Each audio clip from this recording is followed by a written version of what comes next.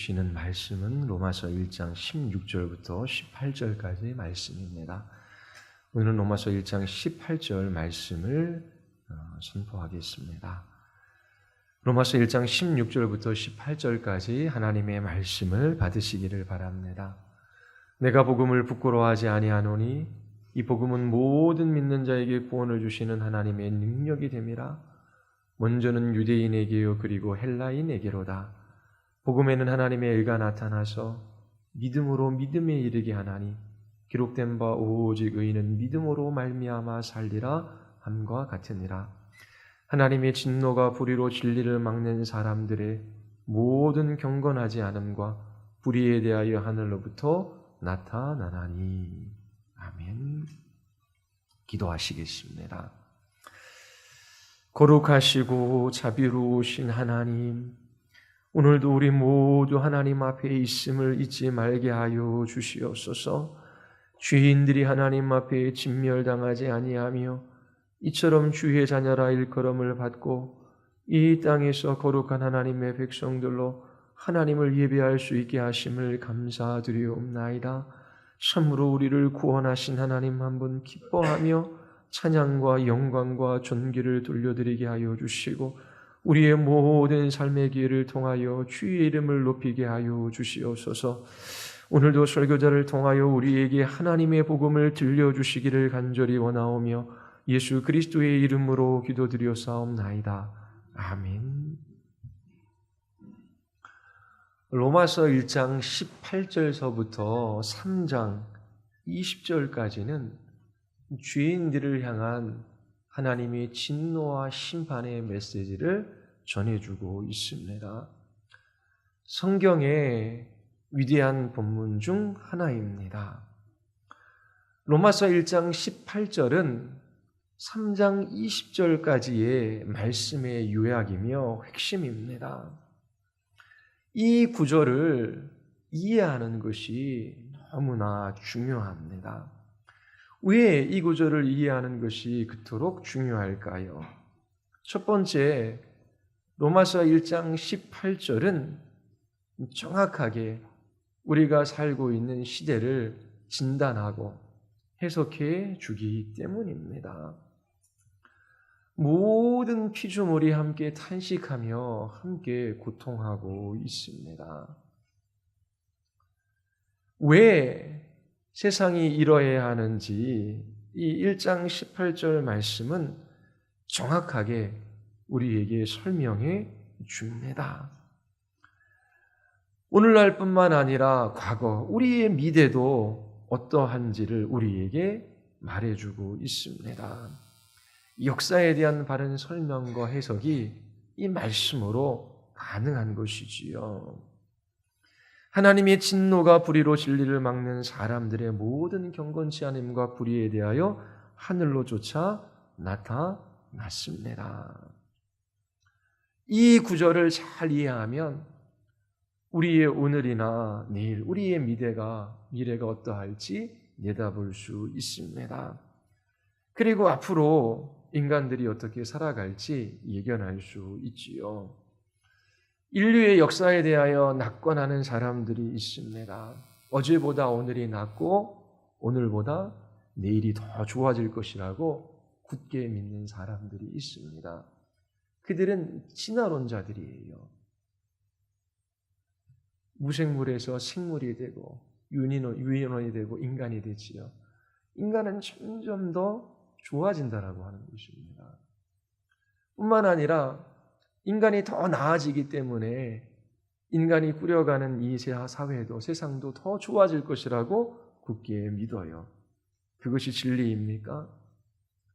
우리가 살아가던 시대보다 우리의 후손들이 살아가는 시대가 더 살기가 좋을까요? 성경은 그렇게 말하지 않습니다.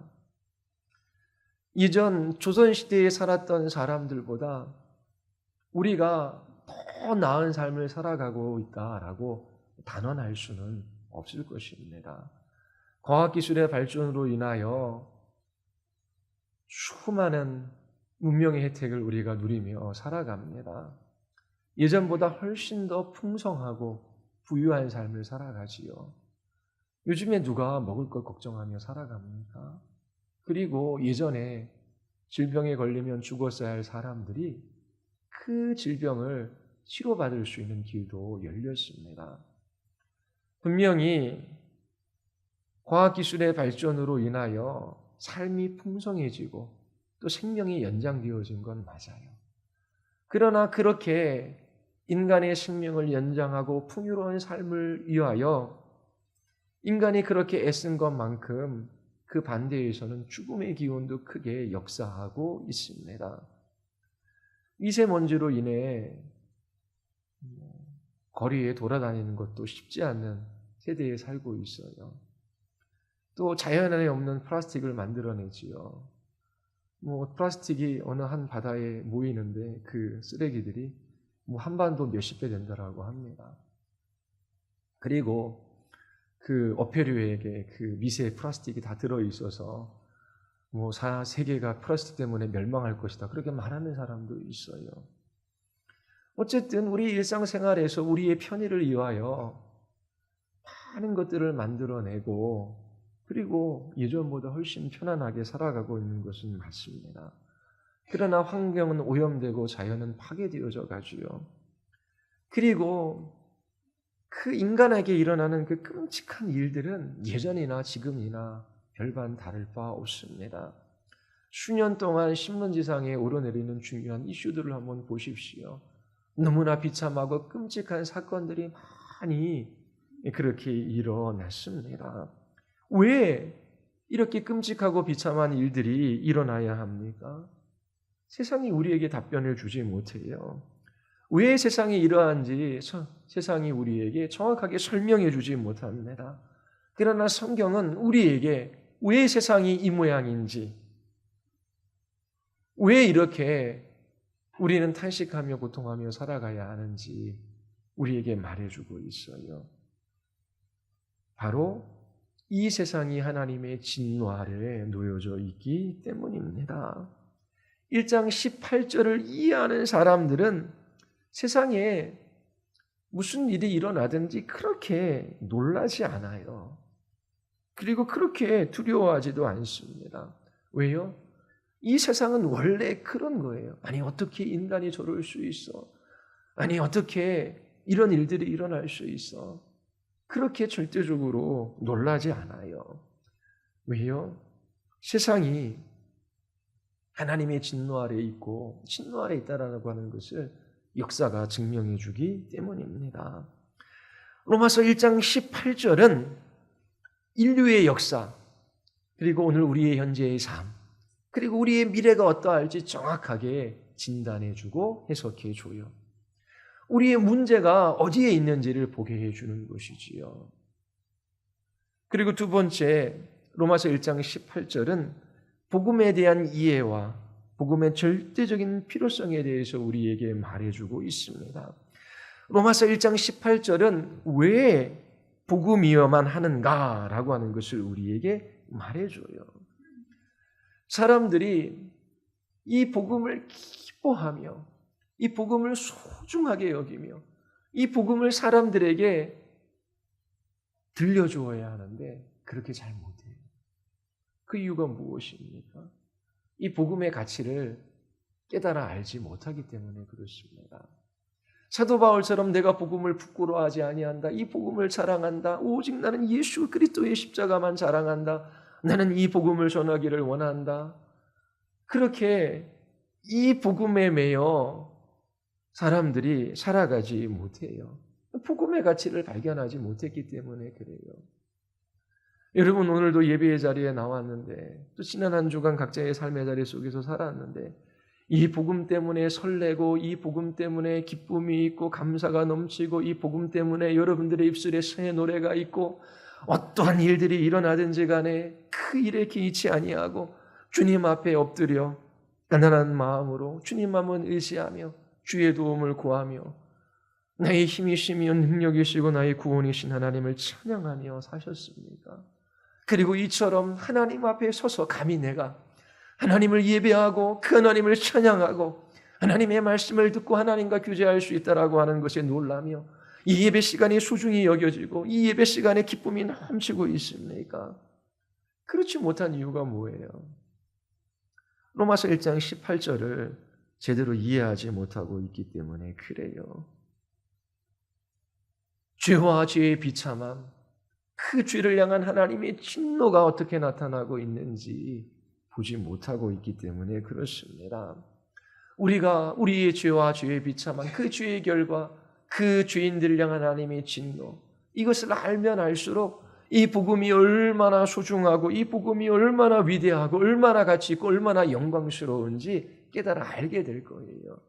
교회에 많은 사람들이 나오지만 하나님 한 분으로 인하여 기뻐하며 하나님 저에게 아무것도 주시지 않아도 돼요. 제가 암이라는 질병 때문에 씨름하고 있어요. 하나님께서 뜻하시면 고쳐주시지요. 그러나 하나님 뜻이 있으셔서 저에게 이 질병을 허락해 주셨는데 하나님 이거 고쳐주시지 않아도 하나님이 이걸 알고 계시고 하나님이 나의 하나님이시기 때문에 하나님 저는 이 일들을 통하여 주의 이름을 높이기를 원합니다. 주님 잠시 나그네와 외국인의 삶을 살아가는 동안 이 땅에서 주의 나라와 영광을 위하여 살아가기를 원합니다. 이 질병까지도 사용하셔서 주께서 나에게 유익이 되게 하시고 그리스도가 증거되어질 기회로 삼으실 것을 믿습니다. 하나님이 이 고통 가운데 인내할 수 있게 도와주시고 하나님이 이 질병을 통하여 주의 어떠하심을 나타내 보여주시옵소서.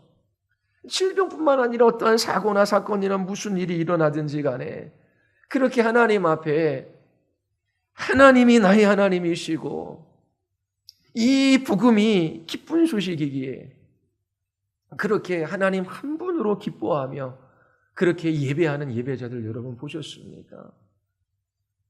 하나님 앞에 이것저것 기도하고 간구해요. 하나님 이 일도 해주셔야 되고요. 이 일도 해주셔야 되고 이 문제도 해결해 주셔야 돼요. 그렇게 하나님 앞에 구해야 되지요. 그리고 구할 때 하나님께서 우리에게 좋은 것을 주셔요. 그런데 주시지 않으면 어떻게 해요? 하나님 원망합니다. 그럼 내가 원하는 게 안 이루어졌기 때문에 힘들어해요. 복음을 모르기 때문에 그렇습니다. 인간의 죄와 그 죄의 비참, 죄의 결과들에 관하여 깨달아 한 적이 없기 때문에 그래요. 죄를 향한 하나님의 진노와 심판, 이 죄의 비참함과 그 결과들을 알면 알수록 복음이 얼마나 영광스럽고 위대한지 알게 돼요. 다른 것 아무것도 필요 없어요. 예수 그리스도만 있으면 돼요. 복음의 소중함을 깨달아 알게 되는 것이지요. 왜 하나님의 아들인 예수님이 이 땅에 오셨고 왜 하나님의 법에 순종하셨고 왜 죄가 없으신 예수 그리스도께서 십자가에서 죽으셔야 하는지 이 로마서 1장 18절을 이해하면 왜 이 복음인지 우리가 알게 되는 것입니다. 이 구절을 이해하지 못하면 복음을 이해할 수 없어요. 그리고 복음을 전할 수도 없습니다. 이 로마서 1장 18절을 이해할 때에 복음을 자랑하게 돼요. 그리고 평생 하나님의 진노와 심판 가운데 있는 나 같은 주인을 구원하신 하나님께 찬양하며 감사하며 살아가게 됩니다. 이처럼 로마서 1장 18절은 이 세상, 인류의 역사, 우리가 살아가는 현재의 모습을 바르게 이해할 수 있도록 도와줘요. 그리고 복음이 왜 필요한지 우리에게 나타내 보여줍니다. 그리고 왜 우리가 복음을 전해야 하는지도 이 로마서 1장 18절이 우리에게 말해주고 있어요. 바울은 로마서 1장 18절서부터 32절까지 모든 사람들이 하나님의 진노 아래 있다라고 선포합니다. 모든 사람입니다. 유대인이나 헬라인이나 할 것 없이 모든 사람들에게 하나님의 진노가 나타나고 있습니다. 그때에 반론을 제기하는 사람들이 있을 거예요. 사도 바울이 미리 내다보고 사람들의 반론에 대하여 답을 해줍니다. 유대인들은 이렇게 반론을 합니다. 우리는 하나님의 택한 백성입니다. 우리에게는 하나님의 말씀인 율법이 있습니다. 그리고 하나님의 언약 백성의 표로 우리에게 할례를 주셨습니다. 하나님의 백성된 우리가 하나님의 진노와 심판 가운데 있다라고요? 그럴 리가 없습니다. 바울은 로마서 2장부터 3장 20절까지 유대인들의 이런 질문을 다뤄요. 하나님이 너희들에게 율법을 맡기셨고 또 너희가 할례를 받았다라고 할지라도 그것이 너희들을 구원해 주지 못한다. 그것이 너희들이 구원받은 증거가 될 수가 없다. 그러면 또 묻지요. 그렇다면 유대인의 유익이 무엇입니까? 율법이나 할례가 아무 소용이 없단 말입니까? 그것에 대한 답도 해줘요. 분명히 율법이나 할례가 구원을 가져다 주는 것은 아니다. 그러나 하나님의 말씀을 맡았고 너희가 할례를 받았다라고 하는 것은 유익이 있다. 예를 들어 오늘날 믿는 부모 밑에서 태어난 자녀들이 믿지 않는 부모 밑에서 태어난 아이들보다 더 큰 유익이 있지요. 어려서부터 부모가 자녀를 위하여 기도합니다. 그를 진리의 말씀으로 가르치고자 해요. 그리고 부모를 통하여 하나님의 성품을 배울 수 있는 기회가 있어요. 그렇다고 해서 그 아이가 구원받는 것은 아니에요. 부모가 신앙이 있다고 아이들도 자연적으로 신앙을 갖는 것이 아니지요. 그러나 믿는 부모 밑에서 태어난 아이가 믿지 않는 부모 밑에서 태어난 것보다 훨씬 더 유익된 것처럼 이 이스라엘 백성이 하나님의 백성이라 일컬음을 받고 하나님의 말씀을 맡았고 그들이 할례 받은 것은 유익이 돼요. 그러나 그것 자체로 이스라엘 백성 전부가 구원받는 것은 아닙니다. 사도 바울은 유대인 또한 하나님의 진노 아래 놓여져 있음을 논증합니다. 이방인들도 물어요. 우리는 하나님의 말씀을 들어본 적도 없고 또 하나님께서 우리에게 찾아오셔서 말씀하신 적도 없는데 왜 우리가 진노받아야 합니까? 우리에게는 기회가 없었습니다. 로마서 1장 19절서부터 마지막 절까지 이방인들에 대한 이야기를 사도 바울이 전합니다. 하나님을 알 만한 것을 너희에게 나타내 보이셨다. 하나님이 창조하신 세계를 보면 창조주 하나님이 있고 그분의 신성, 그분의 크신 능력과 지혜, 그것을 볼 수 있다. 그러면 마땅히 하나님께 감사하며 하나님을 영화롭게 해야 하는데 너희들은 그 증거들을 모두 거절했다. 너희들이 하나님의 정죄 아래에 있는 것은 피할 수 없다. 결국 이방인들도 핑계할 수 없도록 사도 바울이 이 1장 후반부에서 논증하고 있습니다. 또 어떤 사람은 이렇게 얘기해요. 하나님은 사랑이 많으신 분이시 아니십니까? 하나님은 선하신 분이시지요. 그런데 왜 이렇게 하나님께서 진노하시고 심판하십니까? 사랑의 하나님이 우리를 심판하고 진노하실 이유가 없으셔요. 그래서 지금도 어떤 신학은 지옥은 없다. 결국 하나님께서 사랑이 하나님이시기 때문에 모든 사람을 다 구원해 주실 것이다. 그렇게 말하는 사람도 있어요. 이러한 질문에 대하여 로마서 2장 4절에서 바울이 이렇게 답합니다. 네가 하나님의 인자하심이 너를 인도하여 회개케 하심을 알지 못하여 그의 인자하심과 용납하심과 길이 참으심의 풍성함을 멸시하느냐? 그래, 너의 말이 맞다.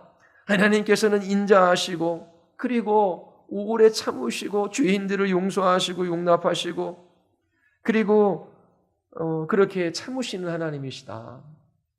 그렇다면 너희들이 그 사랑이 많고 오래 참으시는 하나님께 죄에서 돌이켜 하나님께로 나아가야 하는 것이 아니냐. 너희들이 하나님의 사랑과 오래 참음과 그 하나님의 용서와 용납하심을 말함에도 불구하고 너희들이 돌이킬 줄을 모른다. 그것은 하나님의 사랑을 멸시하는 것이다. 너희들이 하나님은 사랑이라고 말하지만 그 진리가 너희들에게는 해당되지 않는다.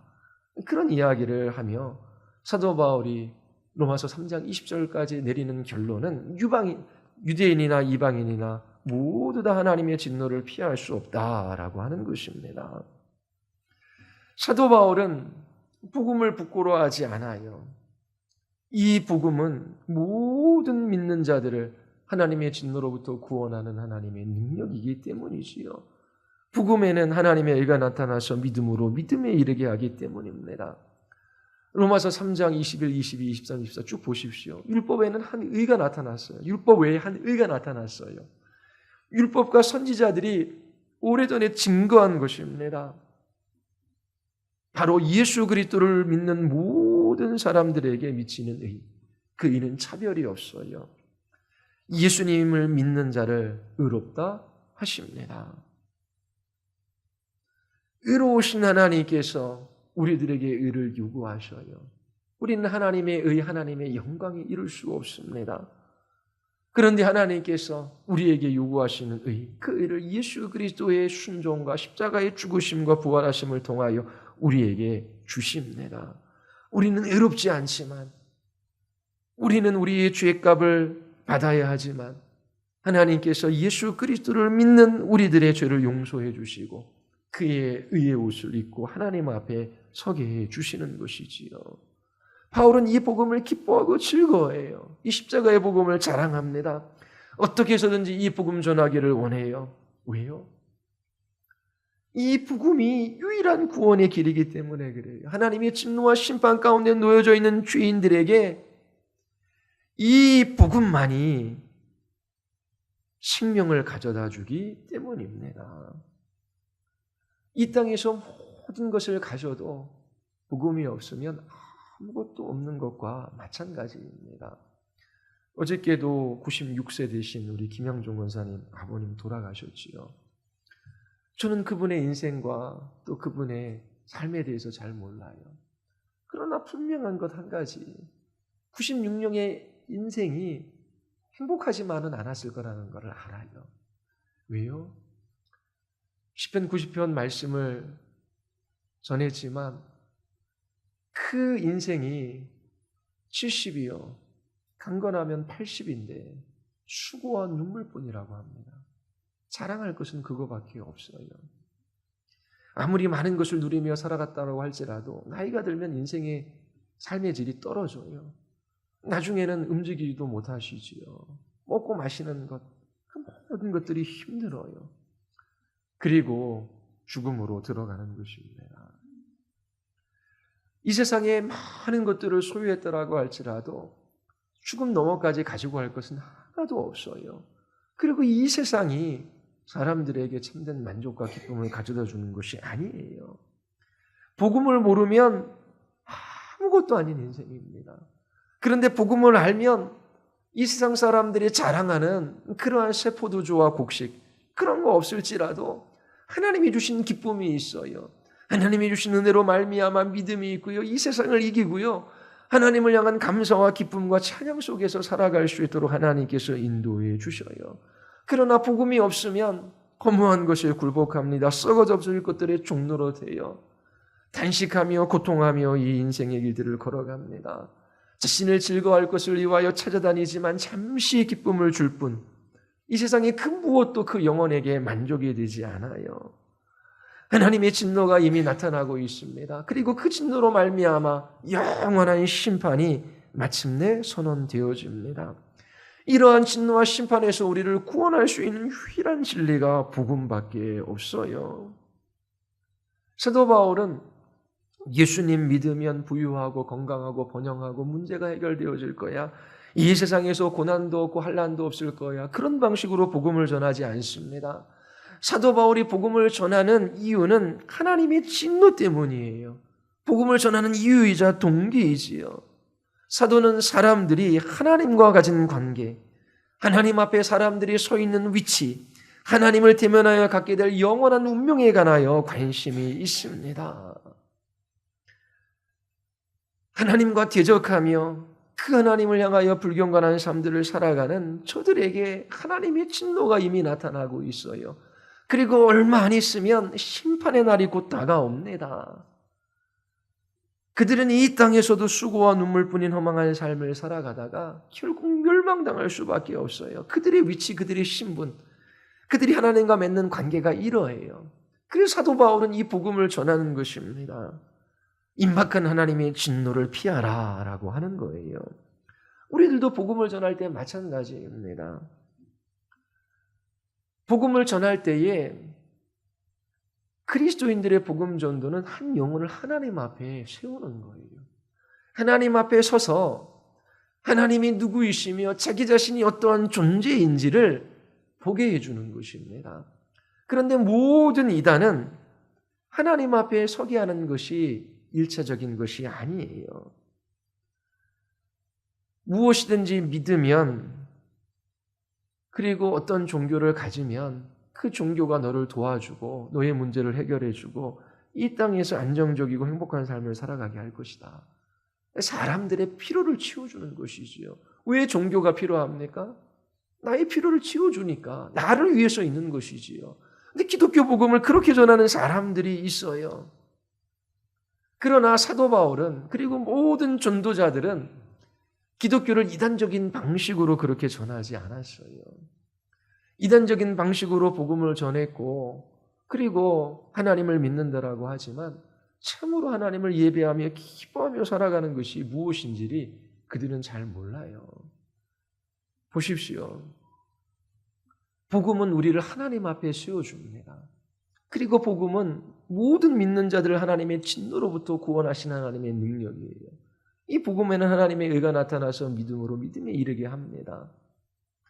하나님께서 값없이 거저 베풀어 주신 의의 선물을 우리는 날마다 받으며 살아가요. 이제 하나님과 화평한 관계가 되었어요.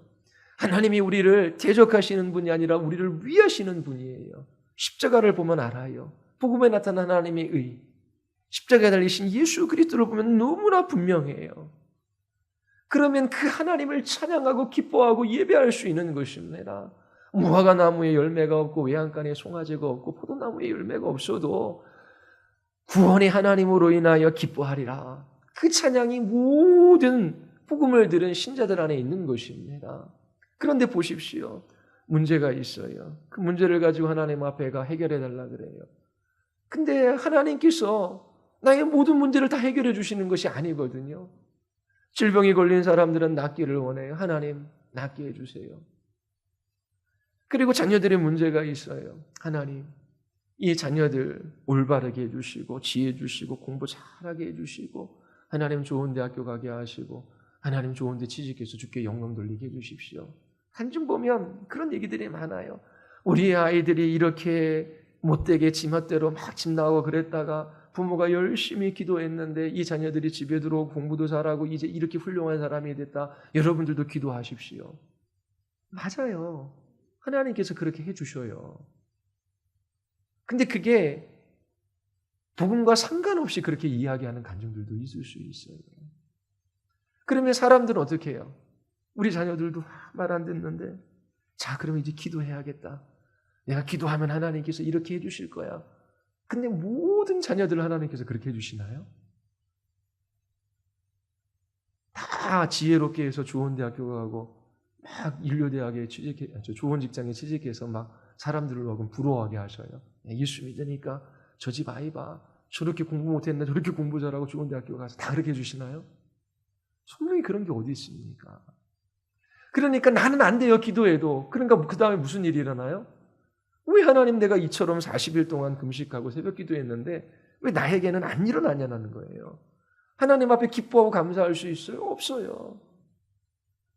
그러나 이 복음이 우리를 하나님 앞에 세우고 이 복음에 나타난 하나님의 의로 하나님께서 우리를 대적하시거나 우리에게 진노와 심판하시는 하나님이 아니라 하나님이 우리를 위하시고 그 하나님의 진노와 심판 가운데 우리를 구원해 주실 것을 확신하는 사람들은 무슨 일이 일어나든지 어떤 상황 속에서도 하나님을 기뻐하며 하나님 앞에 감사하며 예배할 수 있어요. 오늘도 하나님 앞에 나의 어떠함과 나의 환경과 상황이 어떠함과 상관없이 하나님을 기뻐하며 하나님을 즐거워하며 그 하나님께 소망 두며 하나님 찬양할 수 있어요. 왜요? 우리의 자녀, 나의 직장, 내 질병, 나의 문제 그것이 어떻게 들는지는 나는 다 알 수는 없어요. 그러나 분명한 것 한 가지, 하나님께서 오늘 나의 하나님이듯이 내일도 나의 하나님이 되어주시고 그 모든 일들이 하나님의 통치와 섭리와 그 하나님의 다스림 가운데 있는데 하나님께서 나를 시험하시고 나를 벌하시고 하나님께서 나를 심판하시는 분이 아니라 나를 위하시는 것이 너무나 분명해요. 그러니까 그 하나님 앞에 고난이 있어도 환난이 있어도 지금 당장의 문제가 해결되지 않아도 끝까지 하나님 의지하며 하나님 찬양하며 예배하며 이 길들을 걸어갈 수 있는 것입니다. 여러분, 이 땅에서 잠시 질병에 걸릴 수 있어요. 너무나 힘들고 어려운 일들이죠. 가족들이 아파해요. 그러면 온 가족이 신음할 수밖에 없어요. 성경은 우리에게 말하고 있습니다. 모든 피조물이 함께 고통하고 함께 신음한다. 왜? 하나님의 진노 때문에. 이 세상은 타락했어요.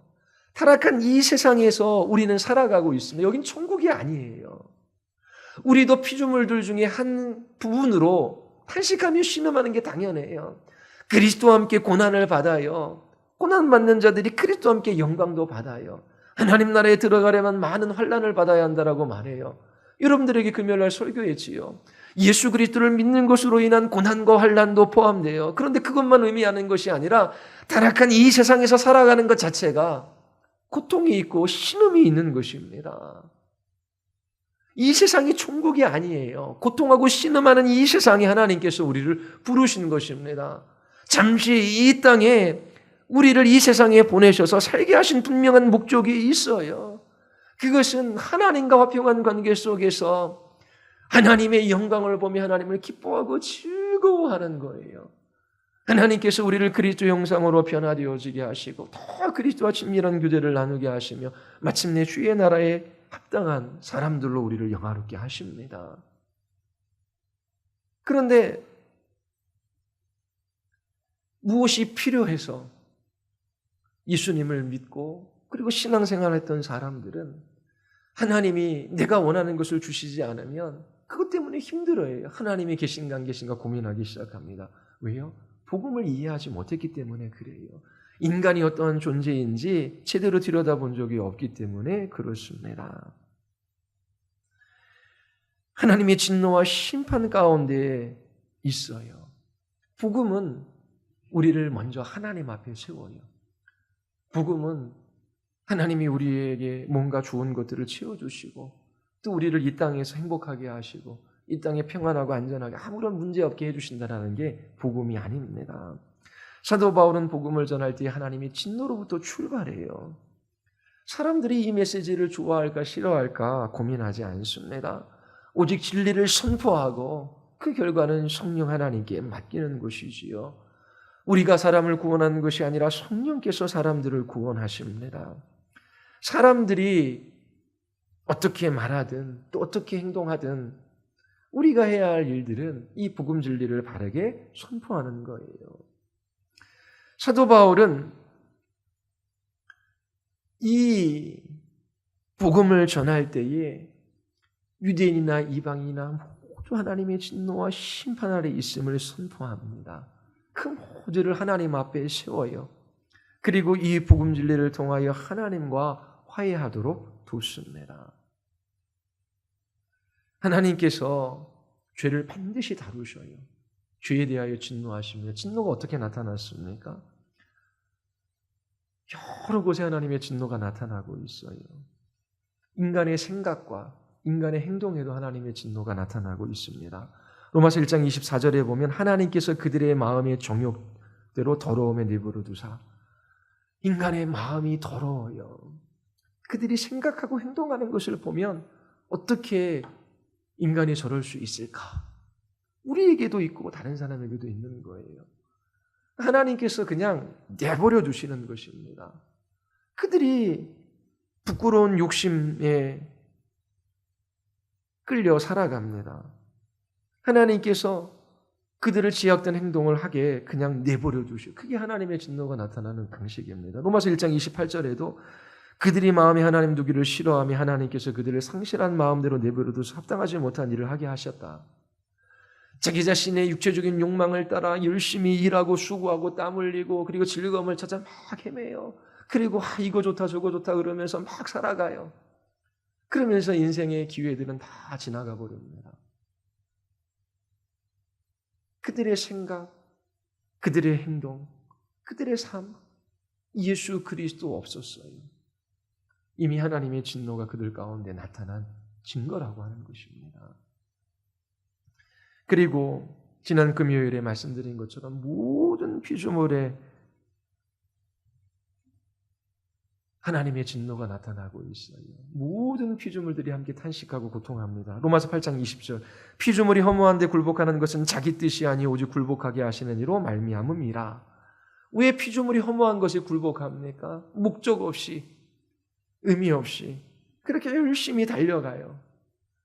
그리고 그 인생은 아무것도 아닌 것으로 나타나요. 하나님께서 그렇게 하신다라고 하는 것입니다. 피조물이 허무한 것이 굴복해요 썩어져 없어질 것들의 종로로 되어 함께 탄식하고 고통하는 것은 죄에 대한 하나님의 진노의 결과입니다. 타락한 이 세상에 우리가 두 발을 딛고 살아가는 동안 이 탄식과 이 신음 피할 수 없어요. 그리스도와 연합된 자로 우리도 이 땅에서 고난을 받습니다. 질병이 그리스도인들을 피해갑니까? 자연재해가 그리스도인들을 피해갑니까? 자동차를 잘 몰고 법규를 지키고 그렇게 나는 가도 다른 차가 와서 내 차 들이받아요. 그래서 예수님 잘 믿는 그리스도인들에게 고통과 신음이 찾아오기도 합니다. 그 고통과 신음 속에서 이 땅에서 고난받으신 예수 그리스도 우리는 바라봐요. 그리고 주님의 나라를 소망하며 그것을 이겨내는 것이지요. 예수님 다시 오실 때까지 이 고통과 신음은 계속됩니다. 모든 피조물들이 이처럼 허무한 것에 굴복하는 것은 하나님의 진노가 나타나고 있기 때문에 그래요. 죽음도 하나님의 진노의 표현이지요.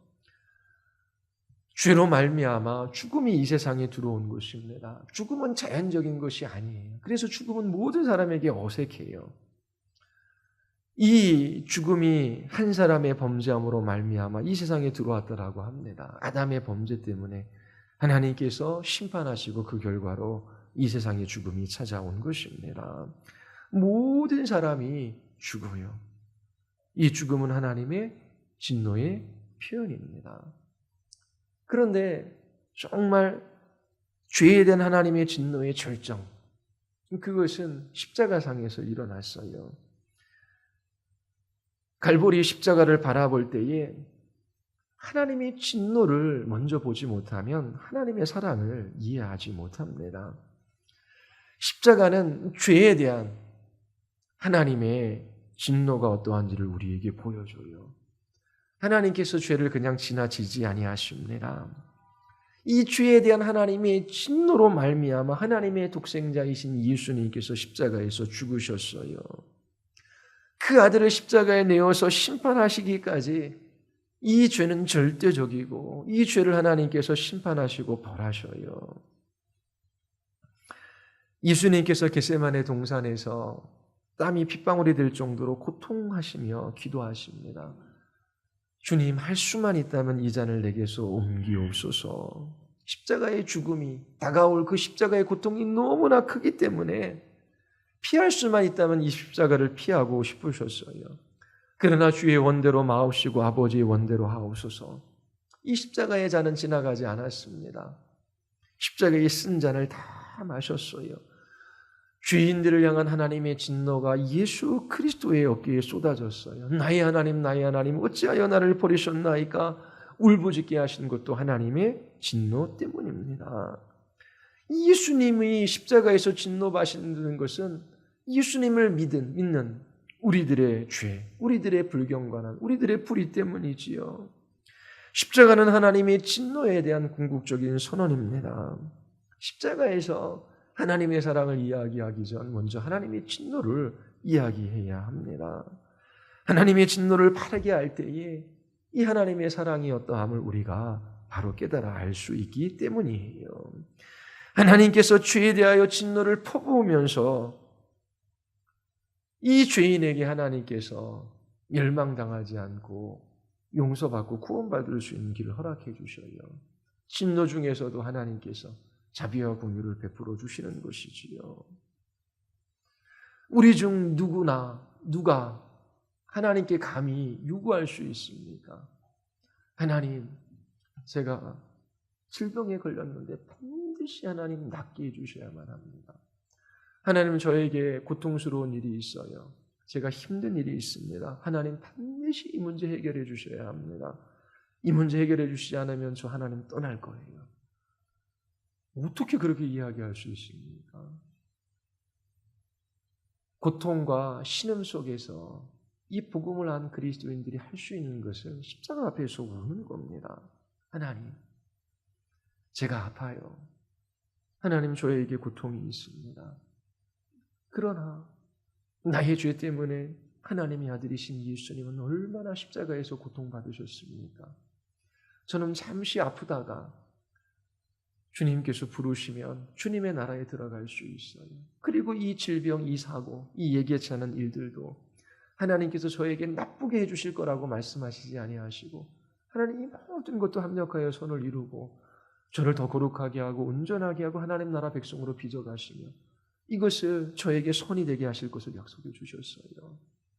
하나님 무슨 일이 일어나든지 고통과 신음이 저에게 있다라고 할지라도 그것 또한 하나님께서 저를 위한 것임을 제가 압니다.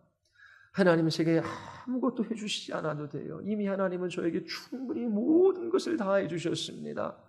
하나님의 진노와 심판으로 인하여 멸망당할 수밖에 없는 나 같은 인생이 어떻게 성도라 부름을 받고 어떻게 하나님의 자녀가 되고 어떻게 영원한 하나님의 나라에 들어가 그 하나님의 영광을 바라고 즐거워하며 기뻐할 수 있을 수 있게 되었습니까?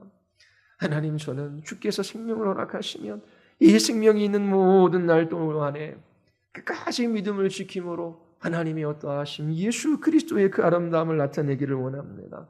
하나님이 이길 힘을 조락해 주시옵소서. 그렇게 눈물을 흘리며 하나님 앞에 기도하는 그 사람들이 그리스도인들이에요. 그들의 입술에는 찬양이 있고 노래가 있고 그들의 삶은 예배가 있습니다. 십자가에 나타난 하나님의 진노로 말미암아 내가 용서함 받고 내가 하나님과 화해하고 이제 하나님의 자녀라 일컬음을 받을 수 있게 되었기 때문입니다. 사도는 임박한 하나님의 진노를 피하라라고 그렇게 복음을 선포합니다. 살아가다 보면 예수님 믿는 나보다 훨씬 더 잘 살아가는 사람들이 많은 것 같아요. 그 일 때문에 이 복음이 정말 가치 있는가 의심하는 사람도 있어요. 예수님 믿지 않는데 가정이 부유해요. 예수님 믿지 않는데 공부도 잘해요. 하는 일도 다 잘 되는 것 같습니다. 시편 73편에 그런 일들이 일어났지요. 시인이 하나님의 말씀을 따라 의롭게 살려고 하는데 자기에게는 징책이 있어요. 고통과 신음이 있어요. 그런데 오히려 하나님 대적하고 하나님 없이 살아가는 사람들은 원하는 것보다 더 많은 것들을 얻고 죽을 때도 편안하게 죽는 것 같아요. 왜? 나도 그것을 원했는데 하나님께서 나에게는 주시지 않고 하나님 대적하는 저들에게 주신 것 같기 때문에 그래요.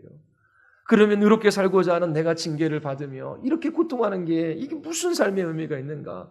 미끄러질 뻔했지요. 그런데 성소에 들어가서 깨달아 알았어요. 아, 하나님께서 반드시 심판하시는구나.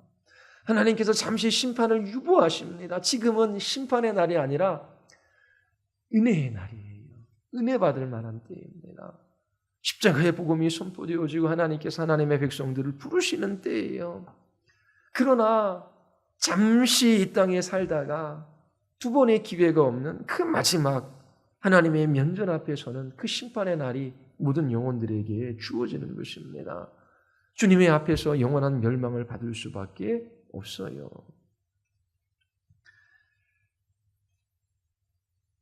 이처럼 하나님께서 불경건하고 불의한 죄인들에게 진노와 심판을 쏟으십니다. 불경건은 하나님을 향한 바르지 못한 태도입니다. 하나님께 감사하며 하나님께 영광을 돌려야 돼요. 그게 하나님을 향한 바른 태도입니다. 이 불경건한 사람들은 반드시 불의한 삶을 살게 됩니다.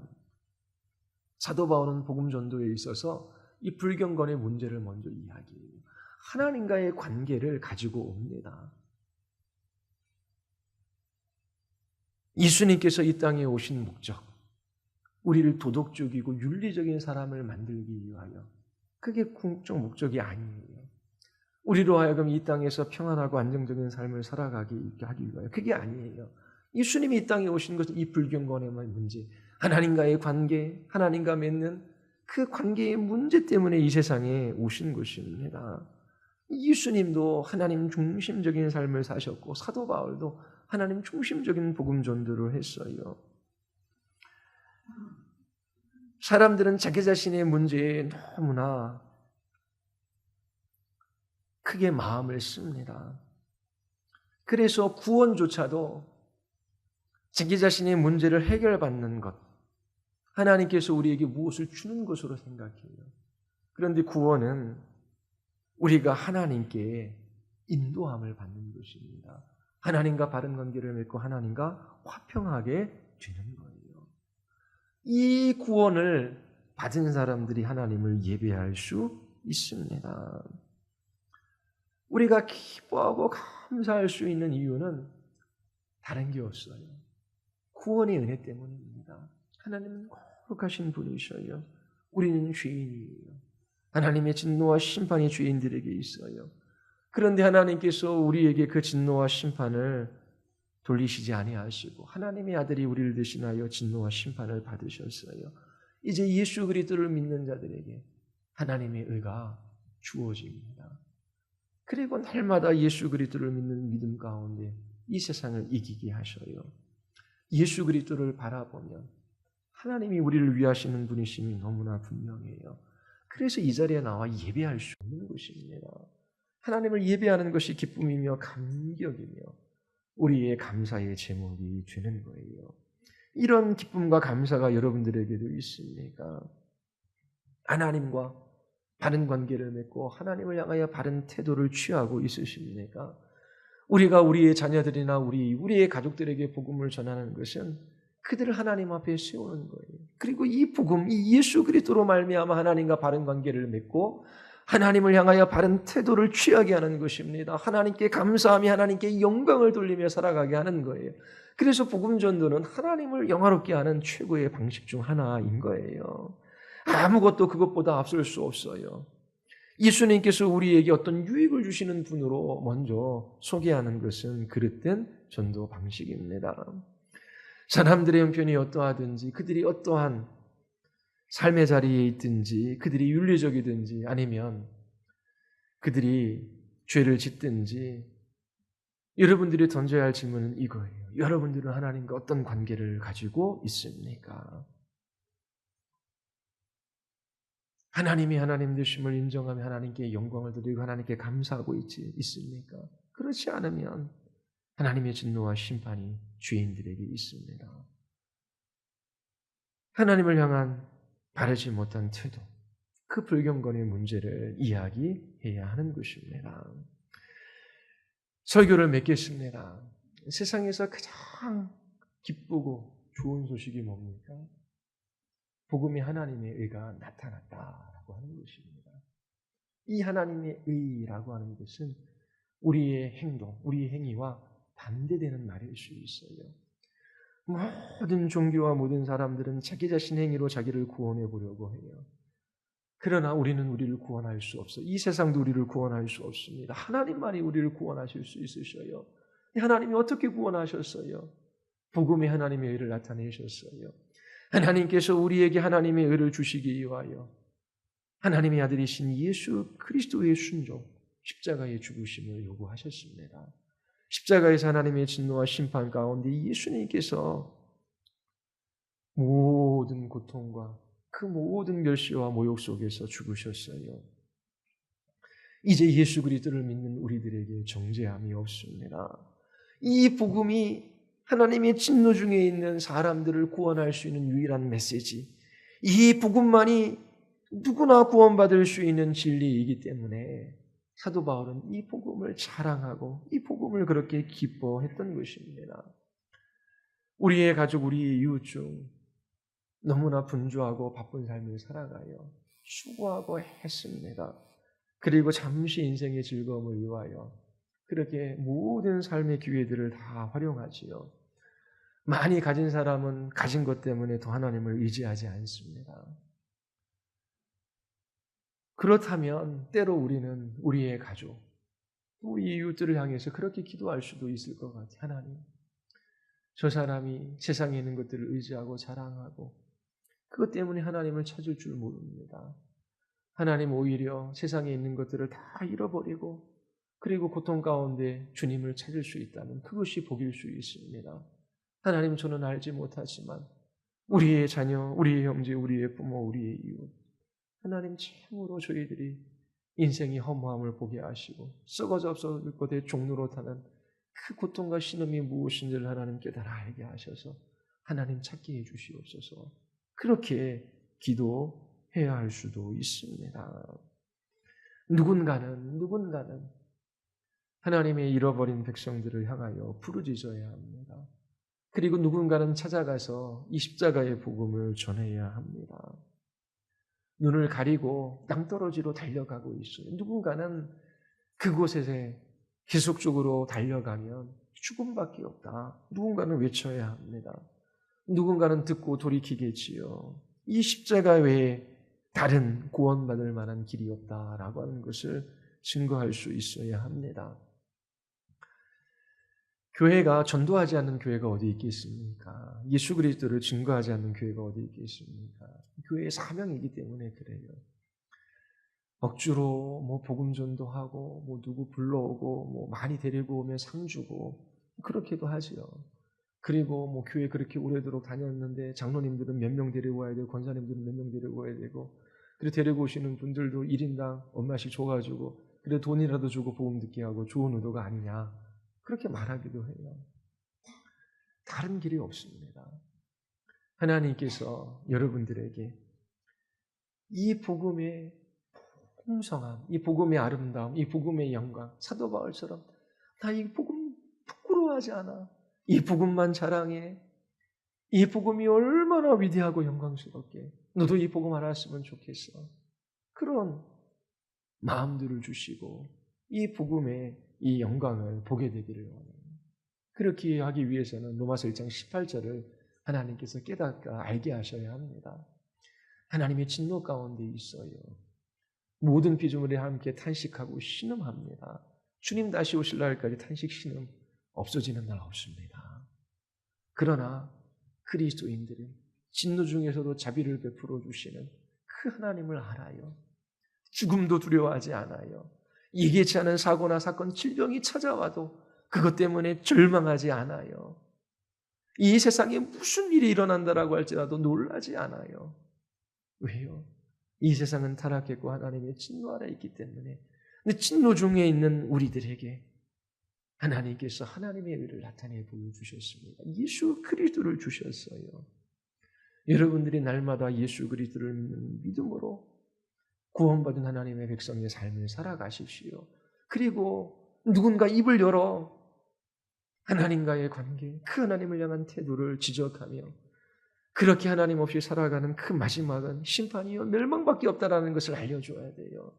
그들이 믿지 않는다면 그들은 하나님의 심판 가운데 있다는 것을 스스로 증거하는 것이고요.